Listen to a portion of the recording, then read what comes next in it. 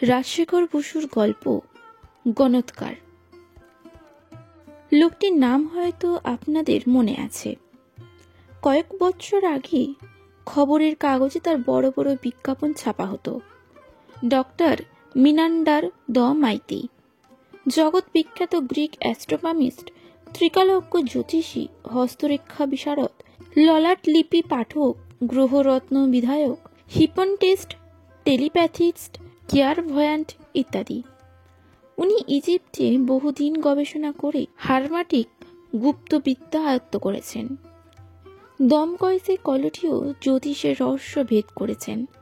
কামরূপ কামাখ্যায় তন্ত্রমন্ত্র শিখেছেন। কাশীতে ভৃগসিংহী তার হার হন্ত জেনে নিয়েছেন। কিছুই জানতে এর বাকি নেই। আমার ভাগ্নে বঙ্কার মুখে তার উচ্ছ্বসিত প্রশংসা শুনলুম। ও, এমন মহাপুরুষ দেখা যায় না। কলকাতার সমস্ত রাজ জ্যোতিষীর অন্ন মেরে দিয়েছে। বড় বড় ব্যারিস্টার, উকিল, ডাক্তার, মন্ত্রী, দেশনেতা, প্রফেসর, সাহিত্যিক সবাই দলে দলে তার কাছে যাচ্ছেন আর থ হয়ে ফিরে আসছেন। মামা, তোমার তো সময়টা ভালো যাচ্ছে না। একবার ওই গ্রিক গণৎকার ডক্টর মিনান্ডারের কাছে যাও না। ফি মোটে 20 টাকা। 8 নম্বর পিটারকিন লেন। দেখা করার সময় সকাল 8টা থেকে 10টা, বিকেলে 3টে থেকে সন্ধ্যে 7টা। গণৎকারের কাছে যাবার কিছুমাত্র আগ্রহ আমার ছিল না। একদিন কাগজে মিনান্ডার দ্য মাইটির ছবি দেখলুম। মাথায় মুকুটের মতন টুপি, উজ্জ্বল তীক্ষ্ণ দৃষ্টি, 2 ইঞ্চি ঝোলা গোঁফ, 6 ইঞ্চি লম্বা দাড়ি, গায়ে একটা নকশাদার উত্তরীয়। সেকালে গ্রিকদের মতন ডান হাতের নিচে দিয়ে কাঁধের উপরে পড়েছে। গলায় কোমর পর্যন্ত ঝোলা রাশিচক্র মার্কা হার। মুখখানা যেন চেনা চেনা মনে হলো। টুপি আর গোঁফ দাড়ি চাপা দিয়ে খুব ঠাউরে দেখলুম। আরে, এ যে আমাদের ওল্ড ফ্রেন্ড মিনেন্দ্র মাইতি। ভোল ফিরিয়ে মিনান্ডার দ্য মাইটি হয়েছে। 3 বছর আগেও আমার কাছে মাঝে মাঝে আসতো। তার কিছু উপকারও আমি করেছিলাম, কিন্তু তারপরেই সে গা ঢাকা দিল। আমাকে এড়িয়ে চলতো। চিঠি লিখলে উত্তর দিত না। স্থির করলুম এঙ্গেজমেন্ট না করেই দেখা করব। ভাগ্য জিজ্ঞাসুদের ভিড় রাখার জন্য 8টা 2-4 মিনিট আগেই গেলুম। চৌরঙ্গি রোড থেকে একটি গলি বেরিয়েছে, পিটারকিন লেন। 8 নম্বরের দরজায় একটা বড় নেম প্লেট আঁটা, ডক্টর মিনান্ডার দ্য মাইটি। নিচে ইংরেজি, বাংলা, হিন্দি প্রভৃতি ভাষায় লেখা আছে, সোজা দোতলায় চলে আসুন। সিঁড়ি দিয়ে উপরে উঠলুম। সামনের দরজায় নোটিশ আছে, ওয়েলকাম, ভিতরে এসে বসুন। ঘরটিতে আলো কম। একটা টেবিলের চারদিকে কতকগুলো চেয়ার আছে, আর কেউ সেখানে নেই। পাশের ঘরে পর্দা ভেদ করে মৃদু কণ্ঠস্বর আসছে। বুঝলুম আমার আগের জন মক্কেল এসে গেছে। হঠাৎ দেওয়ালের একটি ফ্রেমের ভিতর আলোকিত অক্ষর ফুটে উঠল, ওয়েট প্লিজ, একটু পরেই আপনার পালা আসবে। টেবিলে গোটা কতক পুরনো সচিত্র মার্কিন পত্রিকা ছিল, তারই পাতা ওল্টাতে লাগলুম। কিছুক্ষণ পরেই আরো 2 জন এসে আমার পাশের চেয়ারে বসলেন। একজনের বয়স 30-32, অন্যজন 25-26। প্রথম লোকটি আমাকে প্রশ্ন করলেন, অনেকক্ষণ বসে আছেন নাকি মশাই? উত্তর দিলুম, তা প্রায় 10 মিনিট হবে। তবেই সেরেছে, আমাকে হয়তো ঘন্টাখানেক ওয়েট করতে হবে। এই রতন, তুই শুধু শুধু এখানে থেকে কি করবি, বাড়ি যা। রতন বলল, কেন? আমি তো বাগড়া দিচ্ছি না গোষ্ঠদা। গণৎকার সাহেব তোমাকে কি বলে না জেনে আমি ছাড়ছি না। গোষ্ঠদা আমার দিকে চেয়ে বললেন, দেখুন তো মশাই, রত্নার আক্কেল, আমি এসেছি নিজের ভাগ্যি জানতে, তুই কি করতে থাকবি? আমি বললুম, আপনার ভাগ্যফল উনিও জানতে চান। আপনার আত্মীয় তো? আত্মীয় না হাতি, এ শালা আমার কেবল চুষে খাবার মতলব। রতন বলল, আগে থাকতে শালা শালা বলো না মাইরি। আগে বিজির সঙ্গে তোমার বিয়ে হয়ে যাক, তারপর যত খুশি বলো। আরে গেল যা, বিজিকেই যে করব তার কি ঠিক? গোলু রানীও তো নিন্দের সম্বন্ধ নয়, কি বলেন স্যার? আমি বললুম, আপনাদের তর্কের বিষয়ে আমি তো কিছুই জানি না। তাহলে ব্যাপারটা খুলে বলি শুনুন। আমি হলুম শ্রী কোষ্ঠ বিহারী সাঁতরা, শ্যামবাজারের মোড়ে সেই যে ইম্পেরিয়াল টি শপ আছে তারই সোল প্রোপাইটার। তা আপনার আশীর্বাদে দোকানটি ভালোই চলছে। এখন আমার বয়স হলো গিয়ে 30 পেরিয়ে 31। এখন যদি সংসার ধর্ম না করি তবে কবে করব? বুড়ো বয়সে বিয়ে করে লাভ কি? কি বলেন আপনি? হ্যাঁ, এখন সম্বন্ধে এসেছে পাত্রী নিয়ে, দুটি আমার হাতে আছে। 1 নম্বর হলো নফর দাসের মেয়ে গোলুরানী, ভালো নাম, গোলাপ সুন্দরী। দেখতে তেমন সুবিধের নয়, একটু কুন্দুলিও বটে, কিন্তু বাপের টাকা আছে, বিয়ে করলে কিছু পাওয়া যাবে। তারপর ধরুন যদি কারবারটি বাড়াতে চাই তবে শ্বশুরের কাছ থেকে কোনো না কোনো 1000 টাকা খানেক পেতেই পারি। 2 নম্বর পাত্রী হচ্ছে বিজনবালা, ডাকনাম বিজি। এই রতন শালার বোন, বাপ নেই, শুধু বুড়ি মা আর এই ভাগাবন্ড ভাইটা আছে। অবস্থা খারাপ, বরপণ লবডঙ্কা, কিন্তু মেয়েটি দেখতে অতি খাসা, নানা রকম রান্না জানে। এক পো মাংসের সঙ্গে দেদার মোচা, এক চোর ঘুঙুরের কিমা মিশিয়ে শখানেক অমন চপ বানিয়ে দেবে যে আপনি ধরতেই পারবেন না তার ভিতরে 14 আনা নিরামিষ। বিজিকে বিয়ে করলে আর আমার সত্যিকার পার্টনার হবে। শ্বশুরের টাকা নাই বা পেলুম, আপনার আশীর্বাদে আমার পুঁজি নিহাত মন্দ নেই।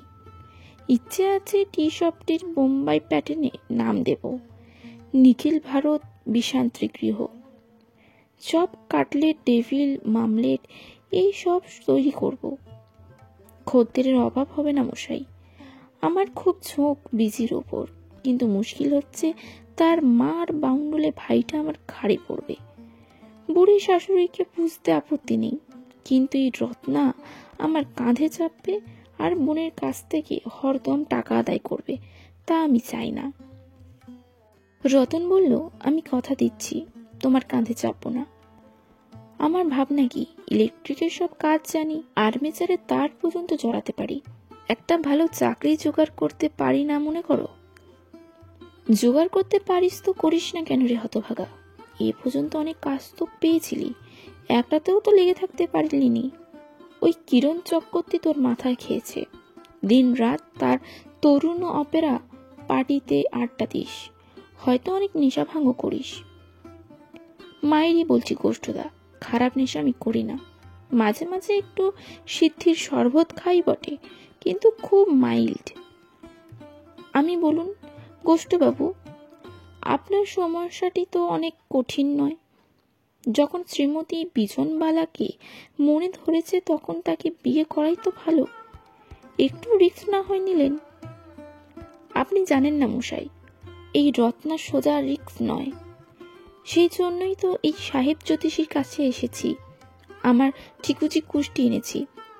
উনি সব কথা শুনে আমার হাত দেখে আর এঁকে তার নাম বলবেন, বিজনবালা কি গোলাপ সুন্দরী, তাকেই প্রজাপতির নিবন্ধ মনে করে বিয়ে করব। 20 টাকা লাগে লাগুক, একটা তো হেস্তনেস্ত করা হয়ে যাবে। আচ্ছা, এই রতন যদি কলকাতার বাইরে একটা ভালো কাজ পায় তাহলে তো আপনার সুরাহা হতে পারে।